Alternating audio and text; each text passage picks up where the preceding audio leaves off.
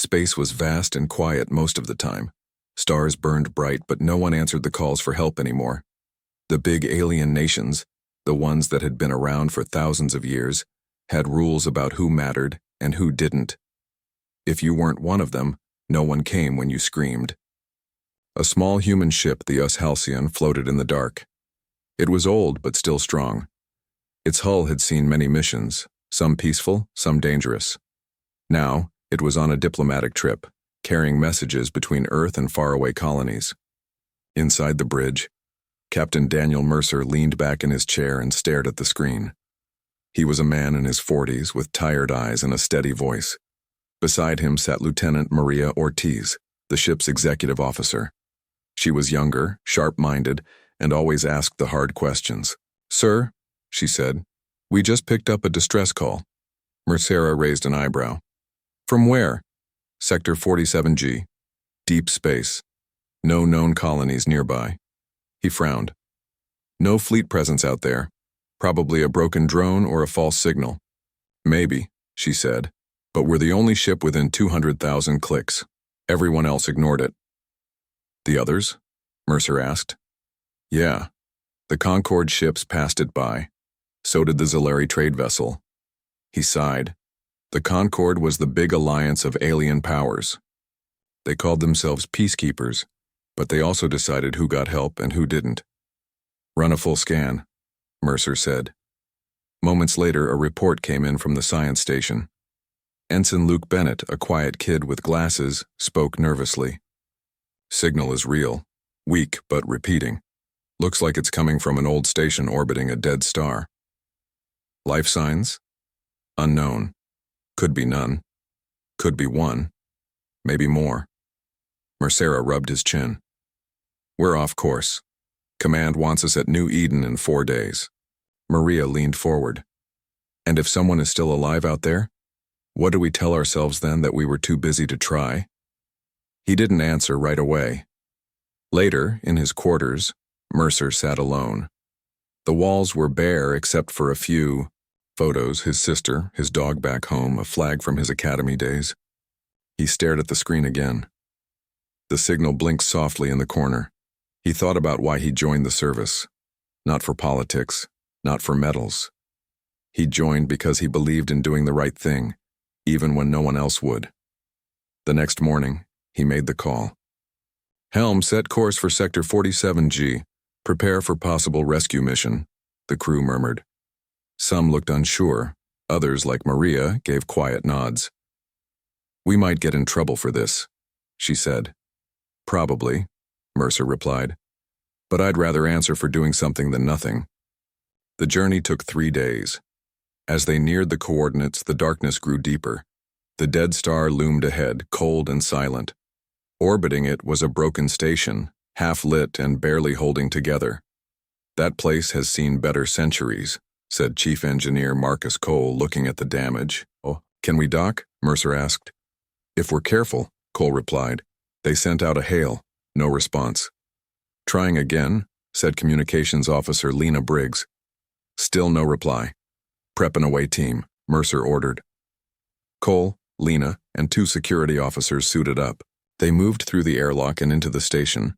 Inside, everything was still. Lights flickered. Wires hung from the ceiling. Dust floated in the low gravity. "This place was abandoned in a hurry," Lena whispered. "Or worse," one of the guards muttered. "They found bodies.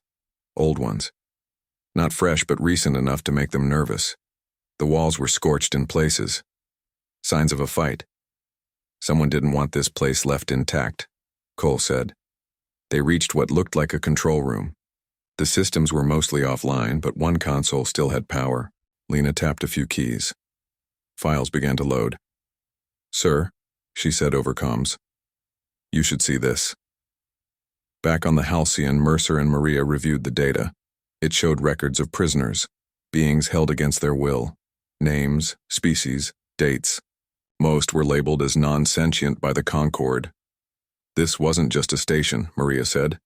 "It was a prison." "Or worse," Mercer replied. Then, a ping. "Motion detected," said Sensors Officer Jess Ryder. deep inside the station, faint, but moving. Could be a rat, someone joked. Or it could be someone alive, Mercer said. He turned to the comms. Away team, proceed with caution. We've got movement. In the dark halls of the station, the team moved slowly. Their lights cut through the gloom. Then a sound, a soft tapping.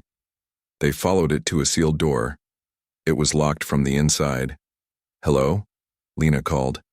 Can you hear me? Silence. Then, a voice. Weak. Scared. Young. Please. Don't hurt me. Lena looked at Cole. He nodded. They pried the door open. Inside was a child, not human.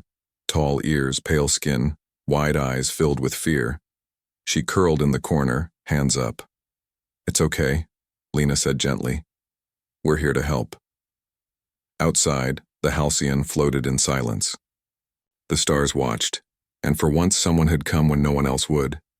Let me know if you'd like this in a downloadable document format, like .docx or .pdf, and I'll send it to you. The USS Halcyon hovered near the broken station, its lights cutting through the darkness like a flashlight in a storm. Inside the ship, things were quiet but tense. The away team was back, and with them came something unexpected. A survivor. She sat on a small bed in the medical bay, wrapped in a thick blanket that looked too big for her. Her ears twitched every time someone moved. Her name was Kayla, and she wasn't human. She had pale skin, wide eyes full of fear, and hands that wouldn't stop shaking. Lena Briggs stood beside her holding a scanner. She was the ship's medical officer, calm and kind. She didn't rush Kayla. She just waited, letting her feel safe. Across the room, Captain Daniel Mercer leaned against the wall, arms crossed. He watched silently. Maria Ortiz stood next to him, arms folded too, but her eyes kept going back to the child. She hasn't said much, Lena said finally, but I think she understands us. Mercer nodded. Let's not push her. Outside, in the halls of the Halcyon, the crew whispered about what they'd found. Some were excited, others were nervous. They all knew what this meant. They had stepped into something bigger than themselves. Back in the lab section of the station, Marcus Cole and Jess Ryder went over the files again. The data was old, but it told a dark story. The station hadn't been a prison, it had been worse. This wasn't just holding them, Cole muttered, flipping through reports. It was testing, experimenting. Jess frowned. On who? Kayla's kind. The Virex. They read more. The files described how the Virex could feel emotions from others, how their minds connected in ways humans couldn't understand. To the conquered, they weren't people. They were tools. Cole closed the file. This is wrong, Jess agreed. We have to tell the captain. Later, in the briefing room, Mercer listened as Cole and Jess laid out what they'd found. The table was full. Maria, Lena, even some of the younger crew members had come. So this wasn't just a prison, Mercer said slowly. It was a lab. Maria nodded. And the Virex, they weren't criminals, they were test subjects. Mercer rubbed his face. How many were held here? Jess checked the logs. At least 50, most were moved months ago. Kayla might be. The last one left. Silence filled the room. What do we do now? Lena asked. We protect her, Mercer said without hesitation. No matter what. But protecting Kayla wouldn't be easy. Hours later, an alert rang through the ship. A message came in, not from Earth Command or the Conquered. It was a direct hail from a Zellari cruiser, one of the big alien powers. They're asking for the girl, Jess said. They say she belongs to them. Mercer stood up. She doesn't belong to anyone. Maria looked worried. Sir, if we don't hand her over, we could be breaking interstellar law. Then maybe the law is wrong. He turned to Jess. Open a channel. The screen lit up with the image of a tall, sharp-faced Zellari official named Talon. His voice was cold and smooth. Captain Mercer, you are holding property that does not belong to you. Return the subject at once. Mercer didn't flinch. That subject is a child, and she's under our protection. Talon's eyes narrowed. You are making a mistake. No, Mercer said. I'm doing the right thing. The channel cut off. In the silence that followed, Maria spoke softly. They won't let this go. I know, Mercer said, but neither will we. Back in the medbay, Kayla sat curled up, listening to the hum of the ship. Lena sat beside her, offering quiet comfort. Outside, the stars burned bright, uncaring, but inside the Halcyon something had changed. Humanity had chosen to stand, even when no one else would. Let me know if you'd like this part in a downloadable document format, like .docx or PDF, and I'll send it to you. The USS Halcyon drifted in the cold silence of space, but inside, things were anything but calm. The message from the Zalari had left a chill in the air. Everyone knew what it meant. They were no longer just explorers or diplomats. They were fugitives.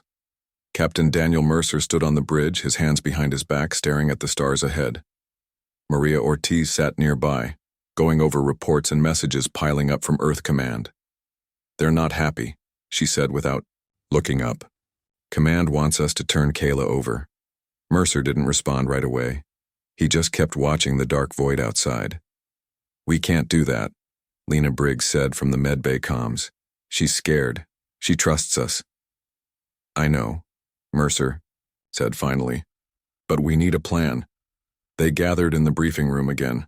Cole, Jess, Ortiz, Lena, and a few others. The table was covered with maps, reports, and data from the station. We can't go back to Earth with her, Jess said. We'll be arrested before we land. Cole leaned forward. And if we run, how long before the Concord catches us? Long enough, Mercer said. We just need to stay ahead of them until we find a safe place for Kayla. Maria looked at him. And then what? We hide forever? No, he said. We find out who did this, and we make sure it never happens. Again, it wasn't much of a plan, but it was something. Later that night, Lena sat with Kayla in the medbay. The girl hadn't spoken much, but she watched everything with wide eyes. Lena offered her food, warm blankets, and soft words. You're safe here, Lena whispered. Kayla looked at her, then slowly reached out. Her hand touched Lena's wrist. A strange warmth passed between them. Images flickered in Lena's mind. Not clear thoughts, but feelings. Fear, hope, confusion. She pulled back, startled. What was that? She asked. Kayla looked scared again, like she'd done something wrong. It's okay, Lena said gently. You didn't hurt me. She called for Marcus Cole and Jess Ryder. Together, they ran scans and tests. What they found surprised them. Kayla's kind could share emotions, not just feel them, but pass them between each other like whispers. In the dark. She's not just intelligent, Jess said. She's connected, like part of something bigger. If that's true, Cole said, then where are the others? That question led them deeper into the files they had taken from the station. They uncovered records of Virex children, being moved to different locations across conquered space. Some went to labs, others to work camps. All were hidden. We have to tell someone, Jess said. We do, Mercer replied. But carefully. They sent the information through secure channels, using old military codes and black market relays. Within days, the data spread through underground networks, human-run forums, pirate feeds, and rebel groups. Back on Earth, protests began. People demanded answers. News outlets picked up the story. Politicians argued. Some called Mercer a hero. Others called him a traitor. But one thing became clear. Humanity was waking up. Then came the next threat. A boarding alert rang through the ship. Lights turned red. Alarms blared. They're here, Jess shouted. A Concord strike team had locked onto the Halcyon. Their shuttle latched onto the hull. Weapons armed. Orders clear. Take the girl. Mercer rushed to the bridge. Ortiz, disable their systems now. She worked fast, typing commands into the console. I'm jamming their comms, trying to knock out their weapons. Outside, the enemy shuttle rocked as its systems flickered, but they weren't stopping. Boarding. In 30 seconds, security reported. Cole grabbed his gear. We need to move Kayla. Lena helped the girl up, wrapping her in a jacket. Kayla trembled but followed. On the bridge, Mercer made a choice. Divert power to aft thrusters, prep for emergency jump. Jess stared. We'll lose half our systems. We'll lose more if they take her. The moment the borders breached, the Halcyon fired its engines. The sudden burst threw everyone off balance. The enemy lost their grip, tumbling into the corridor as the ship broke free. The Halcyon vanished into the stars. Inside, silence settled, breathing heavy. Eyes wide, they had escaped for now, but the hunt had truly begun, and so had the war. The USS Halcyon moved through the dark, its engines humming low to avoid detection.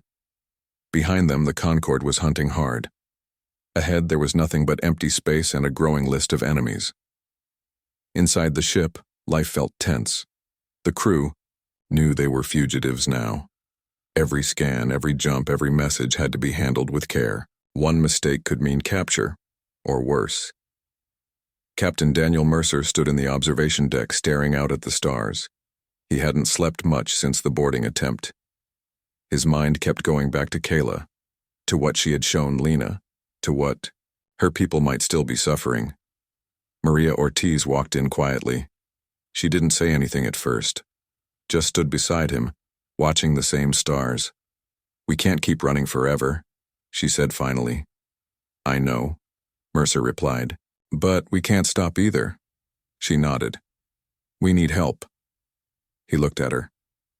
You thinking what I think you're thinking? She gave a small smile. I'm thinking about Captain Joel Hart. Mercer sighed.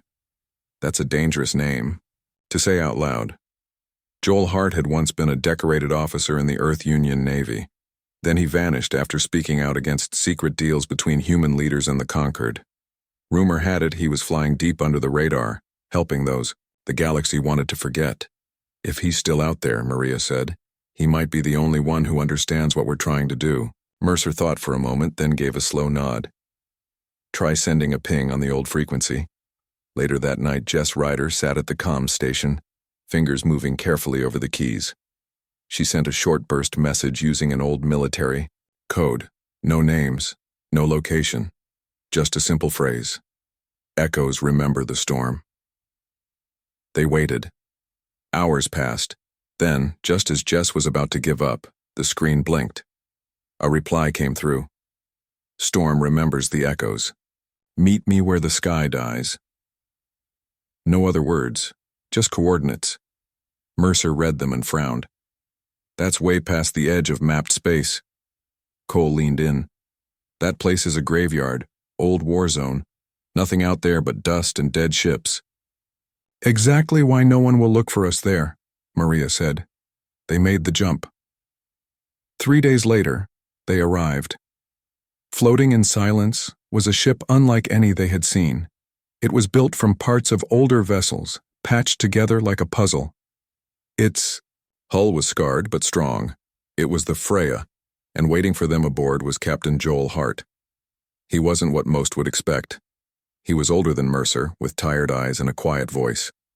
He wore a worn jacket and carried himself like a man who had lost too much, but still believed in something. You've got guts coming here, Hart said when they met face to face. Mercer shook his hand. And we've got a lot to lose. Hart listened as Mercer told him everything. The station, Kayla, the experiments, the cover-ups. He didn't interrupt. He just watched, eyes steady. When the story ended, Hart took a breath. I've heard pieces of this before, never enough to prove anything.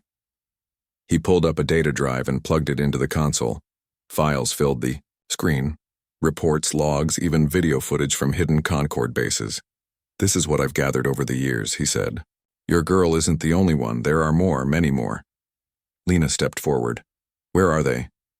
Hart pointed at the map. Some are scattered across conquered space. Some are hiding. A few, he paused, are being used. Mercer's jaw tightened. Used how? For work. For testing. For control. The Virex have abilities the Conquered doesn't understand. But they're learning. They want to use them, Maria said softly. They already are, Hart replied. Silence fell over the room. Then Cole spoke. What do we do now? Hart looked at Mercer. Now, we start fighting back.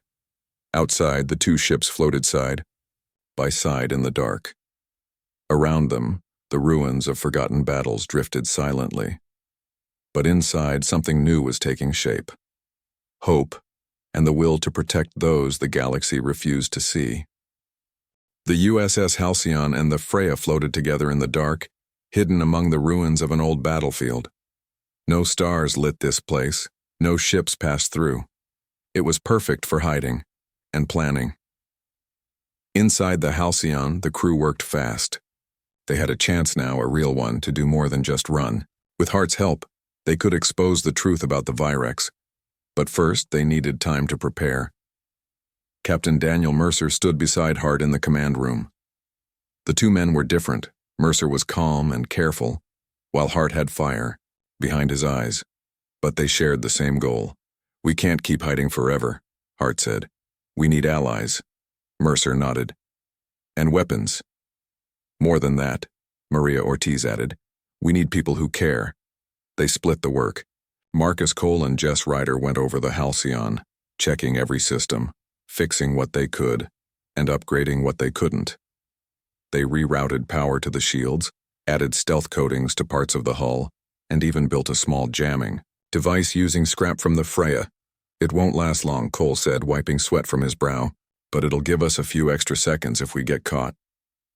Lena Briggs stayed with Kayla, helping her feel safe. The girl was slowly opening up. She didn't speak much, but she showed Lena things, memories, emotions, pieces of her mind, that humans couldn't understand. She's not alone, Lena told the others during a meeting. Her people, they're connected, like a network. Even when they're far apart, they still feel each other. That explains why she knew we were coming, Jess said. She felt us before we even reached the station. It was proof that the Virex were more than the Concorde claimed. They weren't animals, they weren't tools. They were something new, something worth protecting. Meanwhile, Hart and Maria worked on messages. They sent coded reports to underground groups across human space.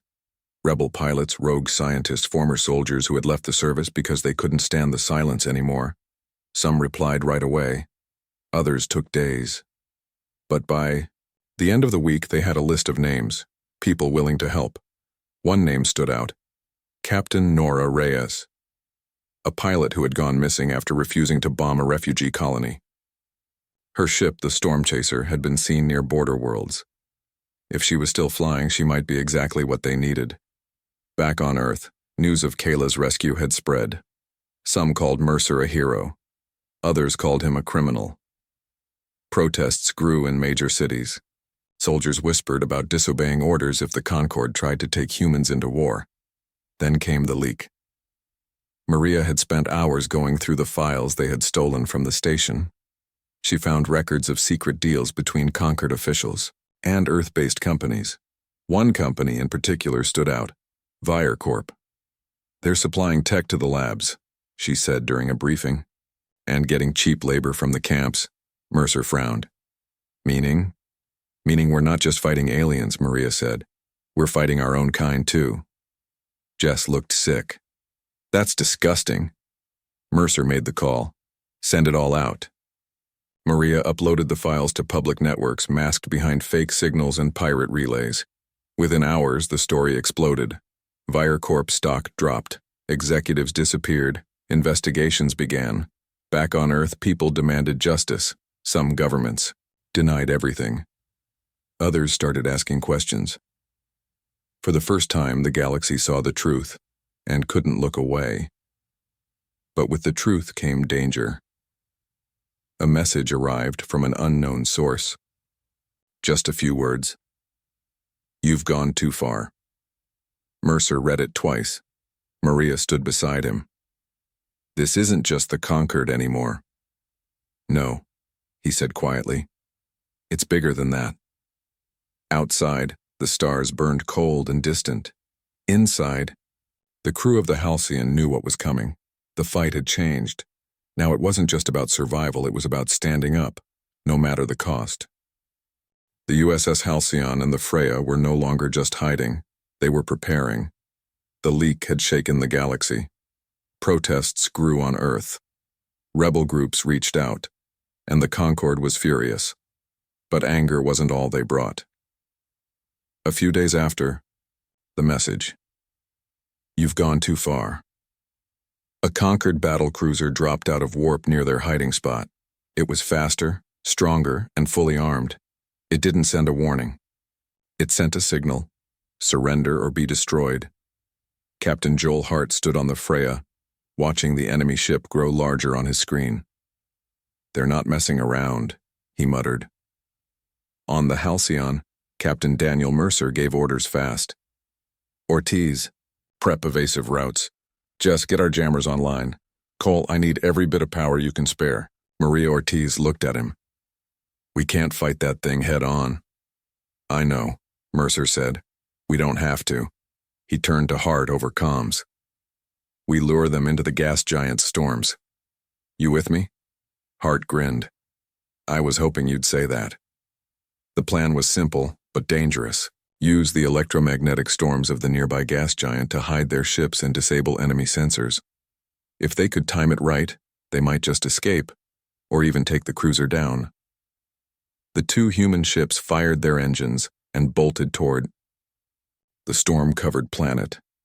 Behind them, the Concord cruiser followed without hesitation. Inside the Halcyon, tension filled the air. Kayla sat quietly in the medbay, eyes closed, breathing slow. Lena Briggs watched her closely. She had learned that when Kayla focused, she could feel others' emotions, and maybe even share them. She knows what's coming, Lena whispered. Outside, lightning cracked through the clouds as the Halcyon dove into the storm. The Freya followed close behind. The cruiser came in too, its weapons locked and ready. Then the chaos began. Lightning struck all around them. Winds howled like ghosts. Radar flickered and failed. The Halcyon weaved between floating debris from old battles. Dodging blasts from the cruiser, Jess Ryder shouted from the comm station. They're locking weapons! Now, Cole! Mercer yelled. Cole hit the switch. The jammer pulsed, sending out a wave of interference. The cruiser's systems blinked.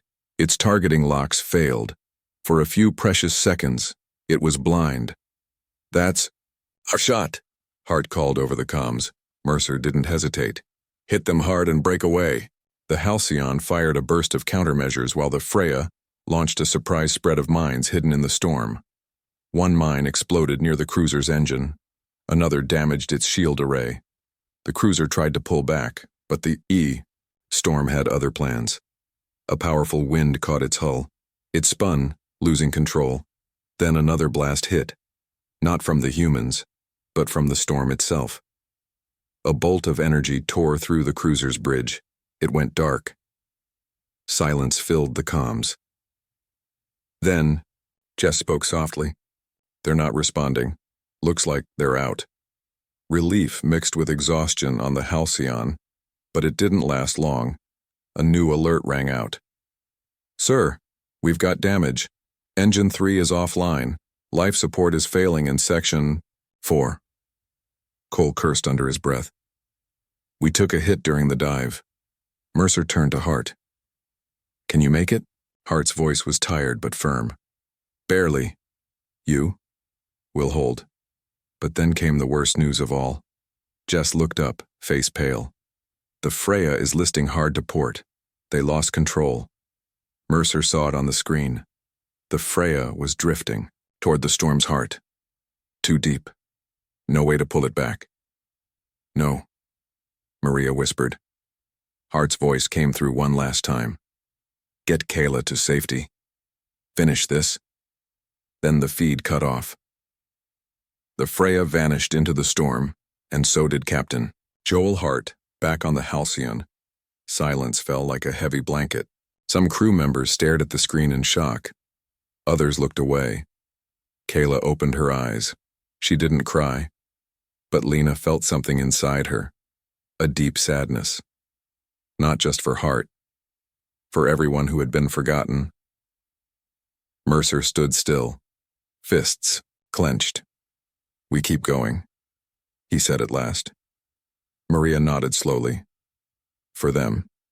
Outside the stars burned cold, but inside the Halcyon the fire still burned, and it wouldn't go out.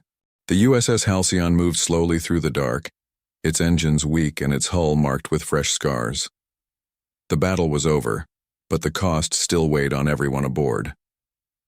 Captain Daniel Mercer stood on the bridge, silent as he stared out into space. He had lost friends before, but this time felt different. This time it felt like they had just crossed a line they could never go back from. Maria Ortiz sat nearby, going over maps and possible safe zones. Every known human world was now off limits. Earth Command had declared them fugitives. Concord patrols were everywhere. They couldn't run forever. They needed a plan, and more than that, they needed to keep Kayla safe. In the medbay, Lena Briggs sat beside the young Virex girl. Kayla hadn't spoken much since the fight, but she had been listening, watching, learning. Lena gently placed her hand on Kayla's arm. "You okay?" Kayla looked at her and gave a small nod. Then slowly she reached out and touched Lena's wrist again. Just like before, a warmth passed between them. Images, feelings, not words but memories. Not hers but someone else's. Lena gasped softly. "You can feel others, even when they're far away." Kayla nodded again. Lena rushed to the bridge with what she had learned. "She's not alone," she told Mercer. "There are others like her, she can feel them, maybe even talk to them." Mercer's eyes lit up. "Then we ask her where they are." Later, in the briefing room, they gathered around a table. Kayla sat in the middle, looking nervous but brave. Lena stayed close, helping her understand what they were asking. Kayla closed her eyes. Her breathing slowed. For several minutes, nothing happened. Then her eyes opened again, wide and full of something new. Hope. She found them, Lena whispered. Jess Ryder pulled up a star map. Kayla pointed to a place deep in unclaimed space, a cold, lonely planet drifting without a sun. It didn't show up on most scans. No ships went there, no one watched it. "That's where some of her people are," Lena said. Cole leaned closer. "That's not a planet. That's a rock floating in the dark. Exactly why no one would look for them." "There," Maria added. Mercer made the call. "We go." It took days to reach the rogue planet. As they approached, it loomed ahead like a shadow, massive, silent, and lifeless. But beneath its frozen surface, something stirred. They landed carefully near a deep crack in the ice. Using sensors and heat probes, they found what they were looking for, an underground shelter. Inside, they found survivors. Not many, but enough. Virex men, women, and children huddled together in the cold, their pale skin glowing faintly in the dim light. They were scared at first, unsure who these humans were or what they wanted. But then Kayla stepped forward. The moment she walked in, the air changed. Eyes turned to her. Minds reached out. And suddenly they all knew. She had come home. One older Virex stepped forward. His name was Aaron. He spoke slowly, using gestures and thoughts that Lena and the crew barely understood. But Kayla helped translate. "They've been hiding," Lena explained later. "Running from slavers, from labs, from everything." Mercer looked around the camp. "How long have they been here?" Aaron answered through Kayla. 3 years. We move when we must. But this place, it is safe. For now." Mercer stepped forward. "Not for long. The Concorde will find you eventually." Aaron studied him. "Why do you care?" Mercer didn't hesitate. "Because we saw what they did, and we won't let it happen again." Silence filled the room. Then Aaron held out his hand. Mercer shook. A promise was made that day. Humanity would protect the Virex, not just Kayla, all of them. They would help build a real sanctuary, a place where the forgotten could stay safe. Back on the Halcyon, plans began. They would return to the hidden worlds, reach out to other Virex, bring them here, build walls, set up defenses, make this place a home. As the stars burned above the frozen ground, the Halcyon stood ready. For once, humanity wasn't just watching, they were standing, and they weren't walking away. The USS Halcyon floated above the frozen world, its lights cutting through the endless night. Below, life was beginning to change. The Virex, once hunted and forgotten, were no longer hiding. They were building something new, a home. Captain. Daniel Mercer stood on the observation deck watching as shuttles moved between the ship and the surface. Humans and Virex worked side by side, setting up shelters, power systems, and defenses. It wasn't much yet, but it was a start. Maria Ortiz walked in quietly holding a datapad. "We've got word from Earth," she said. Mercer turned. "What's the news?" She handed him the pad. "More protests, more leaks. People are waking up." He read through the reports. The truth about the Virex had spread far beyond their mission. Rebel groups had taken up the cause. Some military units refused to follow orders that harmed refugees. Even politicians were speaking out. "This isn't just our fight anymore," Maria said. "No," Mercer agreed. "It never was." Back, on the planet, Lena Briggs sat with Kayla near a small fire. The girl had changed since they found her on that broken station. She still had nightmares, but now she also had hope. Kayla reached out and touched Lena's hand again. This time, the feeling that passed between them wasn't fear. It was gratitude. Lena smiled. "You're not alone anymore." Nearby, Aaron, the elder Virex, spoke with Marcus Cole and Jess Ryder. Through Kayla's help, they were planning how to reach other hidden Virex across conquered space. "We know where some of our people are," Aaron said through Kayla. "But we cannot go alone." Cole nodded. "Then we'll go with you." Jess looked at him. "You're volunteering us for more danger?" He grinned. "Wouldn't be the first time." Above them all, the stars burned cold and distant. But down below, warmth grew. Word spread quickly. Other species began to reach out. Beings who had suffered under the conquered, who had been ignored or used, wanted to know more. Some came in secret. Others sent messages asking if this sanctuary would protect them too, and the answer was always the same. Yes. Humanity had made a choice, not to look away, not to stay silent. They had chosen to stand for those the galaxy had forgotten. Back. On Earth, the government struggled to control the growing unrest. Some leaders called Mercer and his crew traitors. Others saw them as heroes. But the people had already made up their minds. Across human space, new ships were being built. Not just for war, but for protection, for travel, for rescue. Pilots, engineers, doctors, and fighters were stepping forward, ready to join the cause. On board the Halcyon, plans were growing. "We can't stay here forever," Jess said during a meeting. "I know," Mercer replied. "We need more ships, more bases, more allies." Maria looked at the map. "If we set up safe zones around hidden worlds, we can create a network, a way for the hunted to find shelter." Cole raised an eyebrow. "That sounds like starting a whole new fleet." Mercer smiled. "Maybe it is." Outside, the Halcyon remained in orbit, a symbol of what humanity could be when it chose to do the right thing. And inside, the crew knew. This was only the beginning. Later that night, Mercer stood alone on the bridge looking out at the stars. Kayla joined him quietly. "You're not afraid anymore," he said softly. She looked up at him and shook her head. Then slowly, she reached out and touched his arm. A feeling passed between them. Not fear, not sadness, but something stronger. Belief. Mercer knelt beside her. "We won't let anyone hurt your people again, I promise." Kayla gave a small smile. Outside, the universe stretched on, vast and full of danger. But now it also held something else.